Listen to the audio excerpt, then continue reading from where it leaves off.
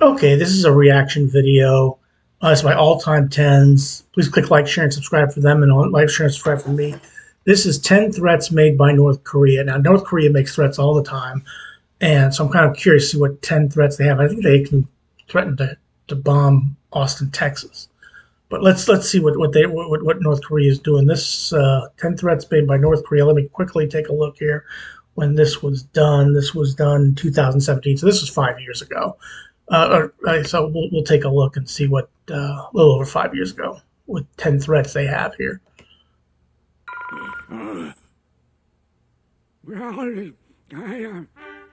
10 hilarious threats made by North Korea. Okay, 10 hilarious threats made by North Korea. North Korea, the inventor of the hamburger. Number 10. Crazy fat kid. No one dislikes name-calling more than the supreme leader himself. Yes, he's a otherworldly individual. And to call Kim Jong-un a fat kid, that's... So when American Senator John McCain branded Kim Jong-un a crazy fat kid in an interview with... You know, my uncle went to college with Senator John McCain. He was they were in the same class at the Naval Academy, and he told me that John McCain was in the room right above him in his freshman year, but they didn't really know each other. They knew of each other, but they weren't really friends or anything like that. It's not like they kept in touch. With MSNBC in March 2017, it almost sparked a full-on war between the two nations. You call Kim Jong-un a crazy fat kid and he's going to go to war over that? During the interview, McCain said, I guess there are other reasons to do it. China is the only one that can control Kim Jong-un, this crazy fat kid that's running North Korea. They could stop North Korea's economy in a week. Following the remarks, North Korea's state news agency KCNA released a statement from the foreign ministry, which said McCain had hurt the dignity of the country. The lengthy... I don't believe that for a second that the North Korean people heard him say that, because as far as the North Korean people are concerned, Kim Jong-un is... everybody looks up to North Korea. Everybody wants to be like the DPKR. The statement ended with a warning that North Korea will fulfill its sacred mission of dealing a merciless sledgehammer blow at those daring to hurt the dignity of the supreme leadership. In other words, don't diss North Korea. McCain ridiculed the response, tweeting, "What do they want me to call him? A crazy skinny kid?" It seems Kim's weight is a touchy subject in the secret of state. In November 2016, North Korean officials reportedly asked the Chinese government to ban social media users from calling its supreme leader fatty. Number 9. Fat. Yes, everybody on Twitter, everybody watches this video. Do not call Kim Jong-un a fat kid. Fax threat. In a move straight out of the 90s, North Korea sent a terrifying message of impending doom to South Korea in December 2013 via fax. I know, right? Tremble with fear. The fax, sent in response to anti-Pyongyang rallies held in Seoul, threatened to attack South Korea without notice. The idea of using a fax machine may seem outdated and, let's face it, a bit ridiculous, but fax is actually the primary mode of communication between North and South Korea. Email isn't used as internet access is censored in the country, and the only telephone line operated at the border was shut down by North Korea in March 2013. You know, that phone line, well, I remember seeing a documentary, and this is back in the 90s. This was back when Kim Jong-il was in charge. One of the only way they could communicate with North Korea was literally they had a U.S. soldier go right at the demarcation line, and with a blowhorn, basically, you said, "We have some remains to pass on." They found the remains of a North Korean soldier, and they wanted to pass on because they weren't picking up their phone. After serious tensions between the two countries. Upon receiving it, South Korea responded with their own fax, promising resolute punishment in case of a strike. But despite the fax spat, South Korea didn't report any unusual military movements on the other side of the border. No facts given. Number 8. Nuke the White House. When Barack Obama left office in January 2017, he reportedly told incoming President Donald Trump the most pressing challenge he would face was that of North Korea. In May 2017, Obama's warning became a terrifying reality when North Korea threatened to launch a nuclear strike at Washington and reduce the White House to ashes. Okay, so maybe this one is less hilarious and more downright pee-your-pants frightening. The threat was made in a 2,000-word report by the KCNA media agency, which condemned Donald Trump's decision to move US Navy warships into the Japan Sea, as North Korea saw this as preparation for all-out war. But could North Korea obliterate the United States? I think this may be what I'm talking about, because I think they said that one of their missiles could hit Austin, Texas, or they showed Kim Jong-un looking at a place where it bombed. He was pointing at Austin, Texas. Not quite yet. At present, experts agree that North Korea still can't traverse a nuclear weapon the 10,300 kilometers or so to continental US shores. However, the bad news is that it has the potential to reliably target South Korea, Japan, possibly Guam, and parts of China and Russia. So perhaps it's not the wisest decision to keep poking the bear. Perhaps not, but I don't think I'm going to lose a whole lot of sleep over Kim Jong-un. North Koreans always make threats. They've been making threats for the longest time, and they still make threats. I can't tell you how many times I've heard North Korea say that, a war is impending and we will be invading soon. It happens all the time. Not saying you don't take it seriously, but it does happen. Number 7. Snatch Squad. So what happens if Donald Trump pushes the nuclear button first? Keep in mind, this is 2017. May 2017 was done. It's 2022 now, and Donald Trump did a pretty good job of handling North Korea. In fact, there was he was at the DMZ, and both of them walked to either side of the country. So, not worried about what happened if Donald Trump pushes the nuclear button first. He was never going to do that. Well, Kim Jong-un has warned that he'll unleash havoc on the Western world. According to North Korean defector Eun Gil-lee, in the event of an attack, Kim Jong-un threatens to deploy a highly armed snatch squad to grab foreign diplomats and tourists from across the South Korean border. These Westerners would then be used by the North Koreans as leverage if war broke out. Mr. Lee, who defected to South Korea in 2006, was recruited to join North Korea's infamous Special Forces, aged 17. He said he was part of a 100-strong land and air group selected for raids on the South to destroy infrastructure, disrupt roads and ports, and kidnap foreigners. In the event of a war with the West, it would be groups like this, armed with nerve agents, that would be coming for tourists across the border. So you might want to cancel your flight to Seoul now. Since I have no plans to go to Seoul anytime soon, I think I'm safe. Number 6. Sushi Playmate. For 13 years, Kenji Fujimoto worked in North Korea as Kim Jong-il's personal sushi chef. Nothing weird there, we all have one. But the stress of feeling like he could be killed at any moment drove the fish-chopping maestro to escape the country in 2001. He fled to his native Japan, while he was supposed to be shopping for sushi ingredients, and built a second career writing best-selling books about his former employers. These books provided an interesting insight into not only one of the most enigmatic countries on Earth, but also Kim Jong-il himself. In an interview with GQ about his books, the late tyrant's personal sushi chef reveals some eye-opening secrets about the former supreme leader. According to Fujimoto, when Kim wasn't threatening to blow up the White House or starving his own people, he was looking for love in the office. Fujimoto claimed, "It's not too much to say I was a good playmate for Kim Jong-il, and every time he asked me to kiss his face, he always said to me, 'If you betray me, you will.' Then he would go silent and make a gesture of a knife going into my stomach. Don't kiss and tell, especially when it's with the certified lunatic Kim Jong-il." That's absolutely crazy. I mean,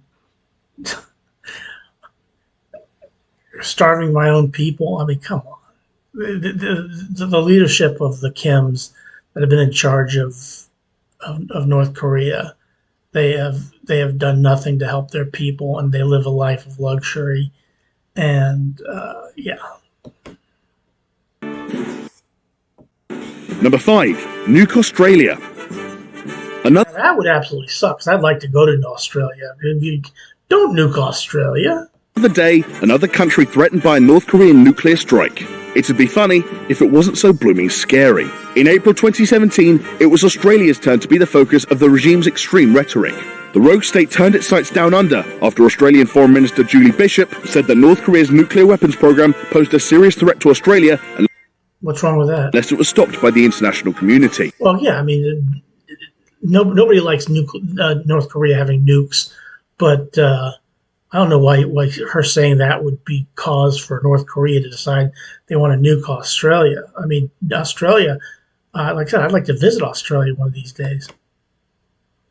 In retaliation, North Korea's state-run KCNA news agency quoted a Pyongyang spokesman alleging Bishop spouted a string of rubbish against the DPRK over its entirely just steps for self-defense. Bishop returned... Oh, bull crap. What kind of nonsense? Just And fire, claiming the North Korean government should invest in the welfare of its long-suffering citizens rather than weapons of mass destruction. Mic drop. But could a North Korean warhead be delivered successfully to Australia? Well, it is a closer distance than the US, but North Korea have not yet successfully tested an intercontinental ballistic missile that could reach Australia. Now, North Korea does occasionally test missiles and things like that over the Sea of Japan as their way of letting everybody know that they're there every now and then. But I don't think she said anything bad that would require a North Korean response. If you agree, I'd put in the response. But yeah, these threats made by North Korea. I mean, if North Korea really were to go to war, I've seen videos and things of what they think would happen if North Korea went to war with anybody. North Korea is, I mean, they're really a land that time forgot. If you go, anybody who's been to North Korea, and there are a lot of videos of people who've been there, will tell you it's, Pyongyang is a place where all the privileged individuals live versus the rest of the place, which is still, getting by on, horses with plows, things like that. It's not a very modern country when it gets down to it. It's modern in some way, but not modern in others. Number 4. Who ate all the Choco pies? The humble Kim Jong-un did. Choco pie, a sweet confection of chocolate-coated cake and marshmallow, has become an unlikely taboo subject and symbol of capitalism in North Korea. For many years, the pies were offered as perks to North Koreans who worked in South Korean factories in the Kaesong Joint Industrial Zone. Yes, if you work well and you do a good job and you meet your quota, you'll get a chocolate marshmallow pie. But instead of chowing down on the tasty treats themselves, the workers sold them on, and eventually Choco pies spawned their own black market, being traded on at sharply inflated prices. Over time, the South Korean snack became an unofficial currency in North Korea, and Kim Jong-un wasn't too happy about it.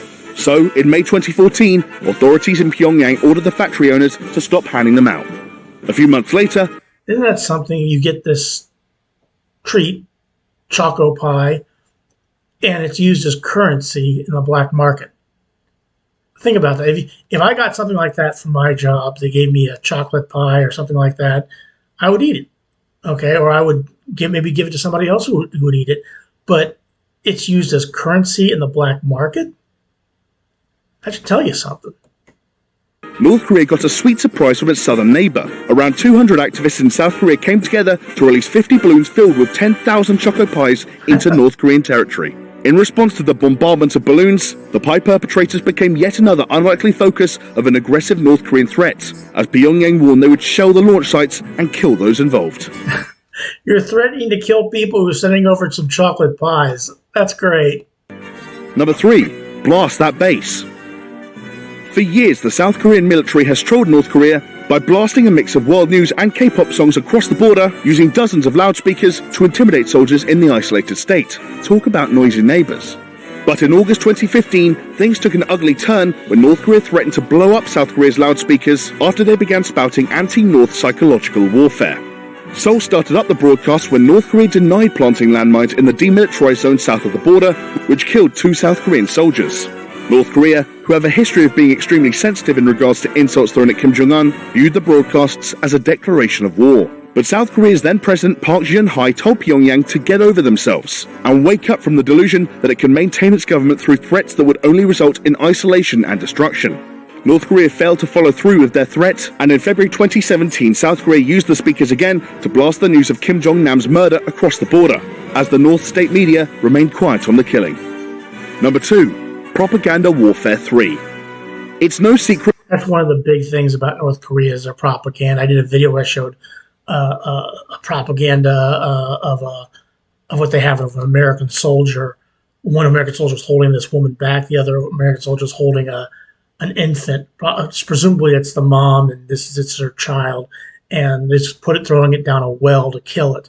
But North Korea controls its population. There's a lot of propaganda in North Korea that is pro-North Korea about how great they are, and how anti-American, how anti imperialist United States is. So that's what North Korea does. That North Korea controls its people through fear and propaganda. One of the main ways it does so is through posters and videos depicting the USA as evil and Kim Jong-un as a hero. In 2013, amid threats that the country was on the verge of carrying out its third nuclear test, North Korea released one of its most bizarre propaganda videos. The 3.5-minute clip portrayed a North Korean man dreaming about a city resembling New York with its skyscrapers on fire. It was posted to YouTube by Uramin Zakiri, North Korea's official propaganda agency, and contained a Korean language caption which read, "Black smoke was billowing somewhere in America. Maybe the group of Satan, who has been habitually conducting an invasion war, are burning in the fire they set themselves." But in a bizarre and pretty damn hilarious twist, the video ended up being pulled from YouTube after video game maker Activision said the scenes were lifted from its top-selling game, Call of Duty. Yeah, that's something they got. They put something up there, and they get hit by a copyright claim. The odd threat to the USA was indeed followed up by a nuclear test on the eve of the upload. Number 1. The Interview War. Okay, this has got to be about the movie The Interview with Seth Rogen and James Franco. American film based around... Now, if you've ever seen the movie, and I have seen the movie, a lot of that story is taken from North Korean videos of what life is like in North Korea. You see a lot of the old videos about what life is like in the DPKR, and they use that in that movie. It wasn't a funny movie. It wasn't a great movie. It was okay. Around an assassination attempt on the North Korean leader Kim Jong-un was never going to go down well in the hermit state. But no one could have predicted the extent of the backlash. Seth Rogen's blockbuster The Interview was initially scheduled for release in October 2014, but in June 2014, the North Korean government got wind of it and threatened to go to war against the US if Columbia Pictures released the movie. So in response, Columbia opted to delay their release to December and reportedly re-edited the film to make it more acceptable to North Korea. But this wasn't good enough. Now, why would you do that? Who cares what they think? For Jong-un, who, according to the US, masterminded a cyber attack on Sony Pictures, releasing confidential data from the film studio with the help of a group called the Guardians of Peace. The group also threatened to carry out terrorist attacks at cinemas that showed the movie. In the end, many major cinema chains refused to show it, so Sony decided to release it for online rental instead. The Interview grossed $40 million in digital rentals, making it Sony's most successful digital release. That's what I saw it. I saw it on digital. I think it was like a 24-hour. I paid like $5 for it, and look, it wasn't great. It wasn't bad, but it wasn't the funniest thing I've ever seen. But it wasn't the worst either. But it's one of those things where you would say to get over it. Who cares what North Korea says? I get they have nukes. I get they threaten all the time. But it's usually just nothing more than hot air more often than not. Now, this was 5 years ago when this video was made, but yeah. Thanks for watching 10 hilarious threats made by North Korea. Are you surprised by any of these? Let us know in the comments below, and if you enjoyed this video, check out 10 new countries that could exist in 10 years. Yeah, okay. This was a good video. I enjoyed it. But again, this is old news.